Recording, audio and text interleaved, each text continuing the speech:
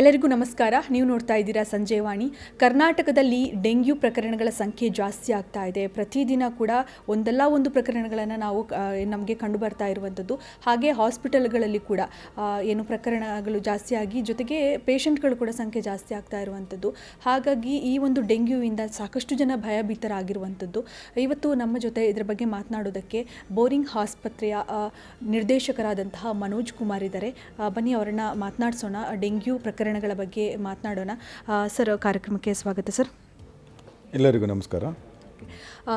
Sir, ಇವತ್ತು ಅಂದರೆ ಜಾಸ್ತಿಯಾಗಿ ಬೆಂಗಳೂರಲ್ಲಿ ಜಾಸ್ತಿ ಕಾಣಿಸ್ಕೊಳ್ತಾ ಇದೆ ಡೆಂಗ್ಯೂ ಪ್ರಕರಣ.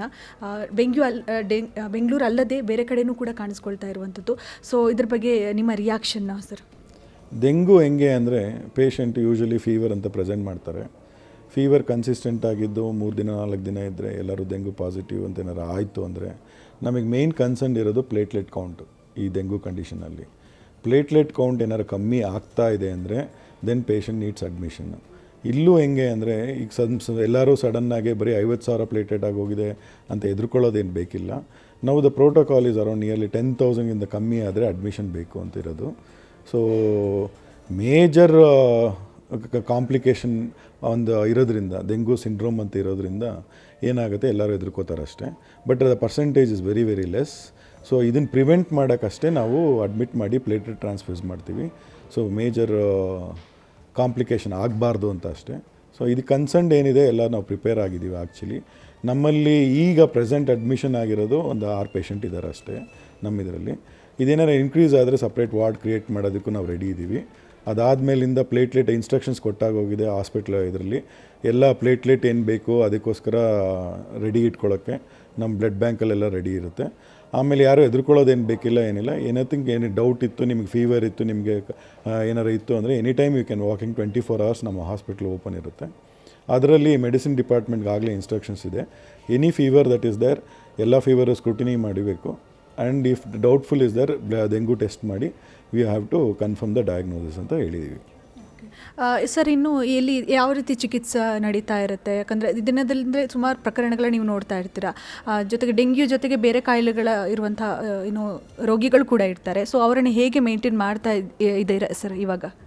ಡೆಂಗ್ಯೂಲಿ ಆ್ಯಕ್ಚುಲಿ ಏನು ಸಪ್ರೇಷನ್ ಏನು ಬೇಕಿರಲ್ಲ.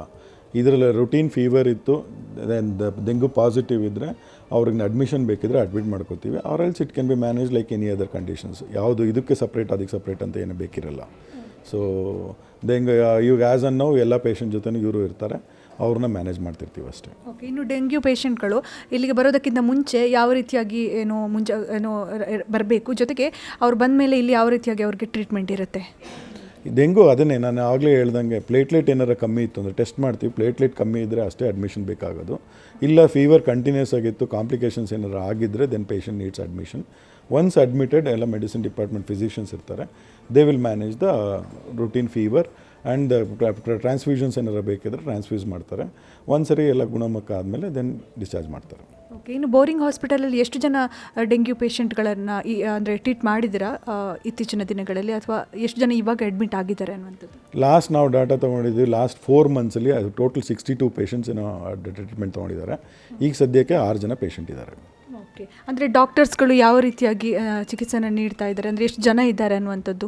ಯಾಕಂತಂದರೆ ನಾವು ಪ್ರತಿದಿನ ನೋಡ್ತಾನೆ ಇರ್ತೀವಿ ಈ ಡೆಂಗ್ಯೂ ಅನ್ನುವಂಥದ್ದು ಜಾಸ್ತಿ ಆಗ್ತಾ ಇರುವಂಥದ್ದು, ಜೊತೆಗೆ ಪೇಷಂಟ್ಗಳು ಕೂಡ ಹಾಸ್ಪಿಟಲ್ಗೆ ಬರ್ತಾ ಇರುವಂಥದ್ದು. ಸೊ ವೈದ್ಯರು ಎಷ್ಟು ಜನರನ್ನು ಇಲ್ಲಿ ಇದ್ದಾರೆ ಅನ್ನುವಂಥದ್ದು? ಹಂಗೇನಿಲ್ಲ, ಫಿಸಿಷಿಯನ್ಸ್ ಎಲ್ಲರೂ ಇದ್ದಾರೆ.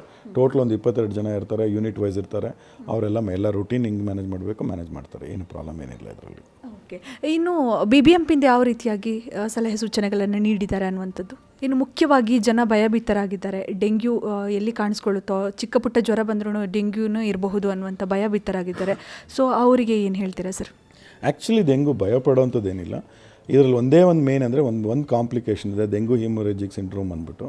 ಈ ಒಂದು ಕಾಂಪ್ಲಿಕೇಶನ್ಗೋಸ್ಕರ ಅಷ್ಟೇ ನಾವೆಲ್ಲರೂ ಭಯಪಡೋದು.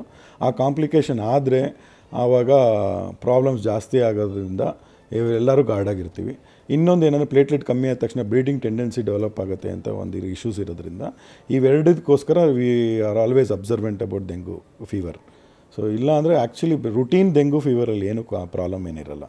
It is just like another viral infection which will get cured by itself. Okay. ಇನ್ನು ಸರ್ಕಾರದಿಂದ ಯಾವ ರೀತಿಯಾಗಿ ಅಂದರೆ ಹೇಳಿದ್ದಾರೆ ಅಥವಾ ಏನಾದರೂ ಇದರ ಬಗ್ಗೆ ಡೆಂಗ್ಯೂ ಬಗ್ಗೆ ನಿಮಗೆ ಒಂದಿಷ್ಟು ಮಾತನಾಡಿದ್ದಾರೆ, ಅದ್ರ ಬಗ್ಗೆ ಹೇಳೋದಾದರೆ? ಹಾಸ್ಪಿಟಲ್ ಕನ್ಸರ್ನ್ ಏನಿಲ್ಲ. ಆ್ಯಕ್ಚುಲಿ ಇದು ಅದರ ನನಗೆ ಗೊತ್ತಿರೋ ಪ್ರಕಾರ ನಮ್ಮ ಹಾಸ್ಪಿಟ್ಲ್ ಕನ್ಸರ್ನ್ಡಾಗಿ ಏನೋ ಇನ್ಸ್ಟ್ರಕ್ಷನ್ಸ್ ಗೈಡ್ಲೈನ್ಸ್ ಏನಿರೋದಿಲ್ಲ. ನಾವು ರೂಟೀನ್ ಮ್ಯಾನೇಜ್ಮೆಂಟ್ ಏನಿದೆ, ಪ್ರಿಪೇರ್ಡ್ನೆಸ್ ಏನಿದೆ ಎಲ್ಲ ಮಾಡ್ಕೊಳ್ಳಿ ಅಂತ ಹೇಳಿದ್ದಾರೆ.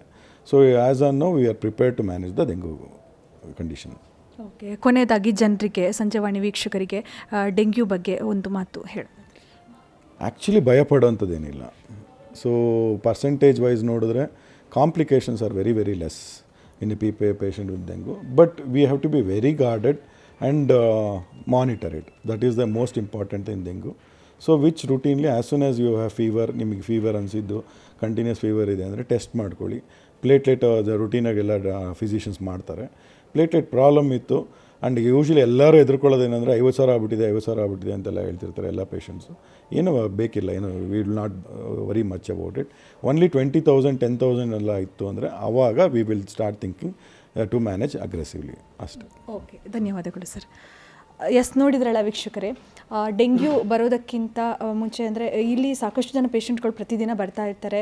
ಹಾಗೆಯೇ ಬೋರಿಂಗ್ ಹಾಸ್ಪಿಟಲ್ ಅಂದ ತಕ್ಷಣ ಬೆಂಗಳೂರಿನ ಸಾಕಷ್ಟು ಜನ ಇಲ್ಲಿ ಬಂದು ಟ್ರೀಟ್ಮೆಂಟನ್ನು ಕೂಡ ಪಡ್ಕೊಂಡಿರ್ತಾರೆ. ಹಾಗೆ ಇಲ್ಲಿ ಕೂಡ ಪ್ರತಿದಿನ ಡೆಂಗ್ಯೂ ಪೇಷಂಟ್ಗಳು ಜಾಸ್ತಿ ಆಗ್ತಾ ಇದ್ದಾರೆ ಅನ್ನುವಂಥದ್ದು ಕೂಡ ಹೇಳ್ತಾ ಇದ್ದಾರೆ. ಇಲ್ಲಿ ಜಾಸ್ತಿ ಜನ ಬರ್ತಾ ಇದ್ದಾರೆ, ಟ್ರೀಟ್ಮೆಂಟನ್ನು ಪಡ್ಕೊಳ್ತಾ ಇದ್ದಾರೆ ಅನ್ನುವಂಥದ್ದು. ಸೊ ಇದಾಗಿತ್ತು ಈ ಹೊತ್ತಿನ ವಿಶೇಷ. ನೋಡ್ತಾ ಇರಿ ಸಂಜೆವಾಣಿ.